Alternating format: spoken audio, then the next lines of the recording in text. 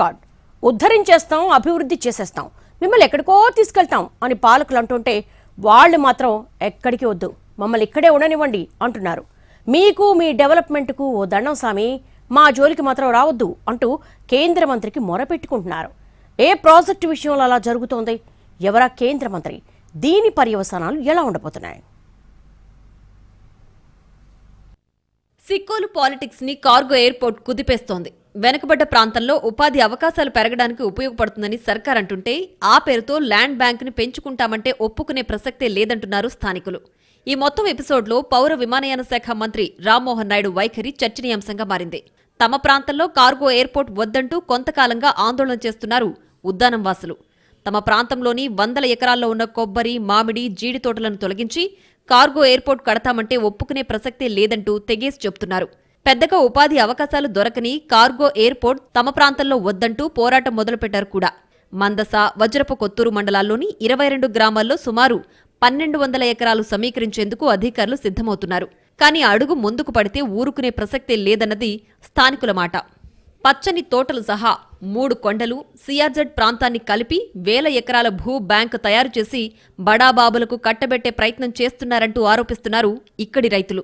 స్థానిక MLA Gouthu Sirisha, MP, కేంద్ర మంత్రి రామ్మోహన్ నాయుడు ప్రత్యేక శ్రద్ధతో ఈ ప్రాంతాన్ని అభివృద్ధి చేస్తున్నట్లు చెబుతున్నారని, కానీ వాస్తవం వేరన్నది కార్గో ఎయిర్పోర్టు వ్యతిరేక కమిటీ వాదన. ప్రతిపాదిత ప్రాంతానికి 20 కిలోమీటర్లలోనే మూలాపేట పోర్టు కోసం సేకరించిన 1000 ఎకరాల భూమి ఉందని, అందులో నుంచి 500 ఎకరాలు తీసుకుని కార్గో ఎయిర్పోర్ట్ కోసం వాడుకోవచ్చు కదా అన్నది కమిటీ ప్రశ్న. భోగాపురం ఇంటర్నేషనల్ ఎయిర్పోర్టు పూర్తయిందన్న కారణంతో విశాఖలో ఇప్పుడున్న విమానాశ్రయాన్ని మూసివేస్తామంటున్న ప్రభుత్వ పెద్దలు అదే భోగాపురానికి 80 కిలోమీటర్ల దూరంలో మరో ఎయిర్పోర్ట్ అవసరమా అని ప్రశ్నిస్తే ఎందుకు సమాధానం చెప్పడం లేదంటూ నిలదీస్తున్నారు.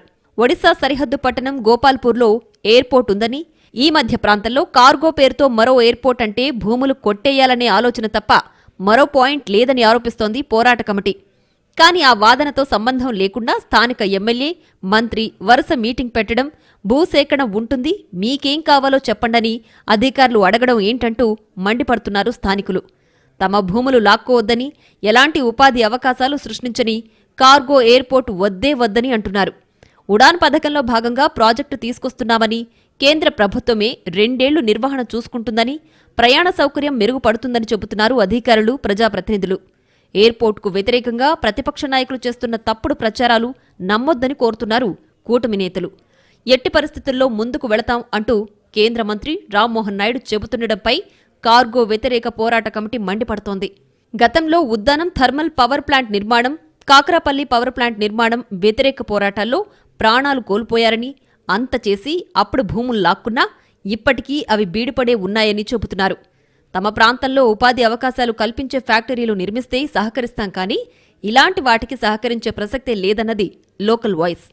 మంత్రిగారు మా మొర ఆలకించండని ఓవైపు వేడుకుంటూనే మరోవైపు ఉద్యమాన్ని ఉధృతం చేస్తున్న క్రమంలో ఈ ఎపిసోడ్ ఏ మలుపు తీసుకుంటుందోనని ఆసక్తిగా గమనిస్తున్నాయి రాజకీయ వర్గాలు.